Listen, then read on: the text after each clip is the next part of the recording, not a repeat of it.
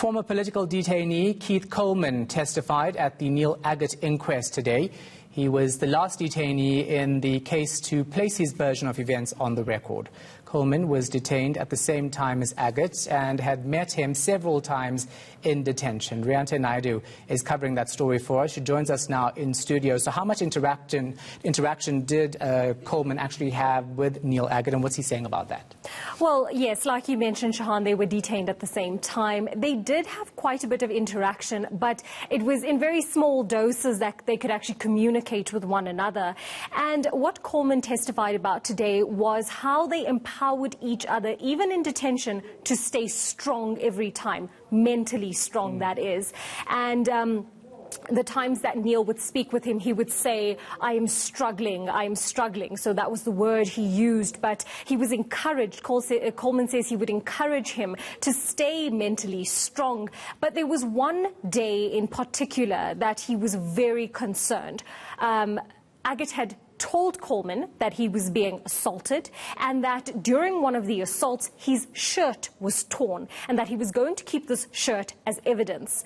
Till this day that shirt hasn't been found, and shortly after that incident Coleman says he saw Aggett in a passageway. They would always greet each other, but Aggett's head was hung down. He didn't respond. He just wasn't looking himself, and Coleman says it was purely because of the assault he believes Aggett was in that terrible state. Yeah, so pointing more to the torture of prisoners at the time. So he was the last detainee to actually testify at this inquest. What was his experience like?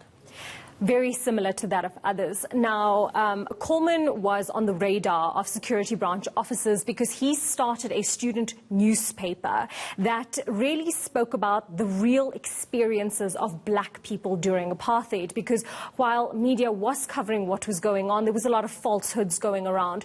So he was purely on their radar because he was aiding black South Africans in a way. And he was an anti-apartheid activist. He was a political activist. And eventually he handed himself over for questioning.